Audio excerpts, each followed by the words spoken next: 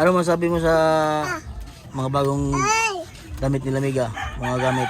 Asos. Mura na akong pitaan. Nga manday. Ilabay na lang ang tis atop. Oh, dito ka na badua ka o kay Wanay kain. Wa na ko ilaba-laba.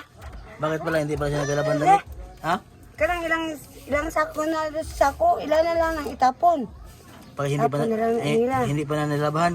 Hindi pa nilabahan, itapon na lang ang nila. Bakit naman di nilabahan? Umbot. Marami naman silang gamit, no? Bantayan mo ha, baka nakawin ha. Dapat ikaw taga-bantay ha. Bahala na ulo na dra. Ikaw mo din katulong ko ito sa mga bata, magtingin-tingin. Oh, Bahala na ulo na dra. To, ulo ko pagkati maglaba. bakit? Ba't parang may... Labot ano? Ha? Koy labot. Di ba nabigyan na kita, nabilang ka rin. Dapat sila din, meron din. Dapat pantay-pantay. Oh. Bahala na sila dra. Oh, kasi di ba ikaw nabilang ka na rin ng mga gamit. Oh. Sila dapat bilang din natin. Kaya. Oh. Dapat pantay-pantay. Oh. Bahala na sila dra. Kaya di man ako anak. Kaya nga na, ligo. Bakit para kasing parang ikay nagtatampo? Ha? Na binigyan ko sila? Dapat, pares-pareha. Di ba, nabilhan na lang kita ng mga termos, may takuri ka pa. Kumpleto na, mga gamit. O, dapat sila meron din. Ha? Aba, nagtatampo ka eh. Ha? Naiyak ka na yan, tino. Ha? Ha? Buang. Oh, gatampo ka eh. Ha? Huwag ka magtampo. Dapat pantay-pantay lang. Dapat. Bakit parang nagatampo ka? Nagatampo ka ba ka? Buang. Ah.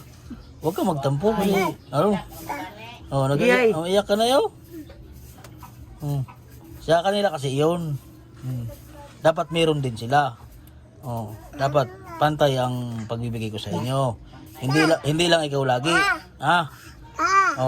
May mga gamit din. May mga gamit din sila sa bahay nila. Di pag kanila hindi nilagaan, kasalanan nila yon, di ba? Pag kanilang bagraan, dumi-dumian, kasalanan nila yon. Bakit parang nagtampo ka? Ha? Nagtampo po siya Wilma dahil binigyan ko sila Miga ng mga gamit. Pati mga termos. Ba't napapayak na si Timilya? Ala. Huwag ka mag-iyak. Ba't napapayak ka? Ha? Ala ka, tulo ng luha na Wilma. Ala. Ba't nag-iyak ka? Ha? Singot. Singot. Nag-iyak ka nga Buay. Ala, iyak. Nag-iyak. Ba't ka nag-iyak? Buang. Iyak ka Huwag ka mag-iyak. Sunod, mabili tayo ng kumot. Kumot, di ba? Kumot. Ay, pante. Gusto mo pante? Bilang kita pante sunod, no? Tuwil mo, no? Huwag ka na magtampo. Tampo kayo. Kaya na ka pa nagadaldalay. Sabi ko, nagtampo ka sa tuwil mo, ha? Huwag ka magtampo. Tinan mo, hindi ka na mansin. Huwag ka magtampo dahil kawawa din naman sila. Alangan, ikaw lang lagi.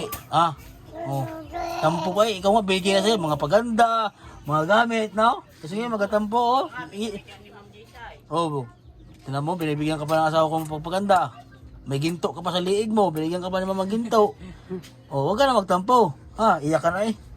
Kita na iyak eh. Malungkot. Tinan mo ang luha, My God. Artista talaga, Wilma. Artista. Yan po sa mga tagahangan ni Ate Wilma, siya po ay nagtatampo dahil meron po tayong binigyan na iba.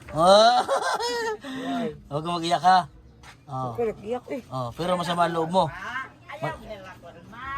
Masama ang loob mo, Ate Wilma. Ba't nag-iyak ka? Aba, in fairness maputi ang kilikili mo. Ay, grabe. May mga buhok lamang.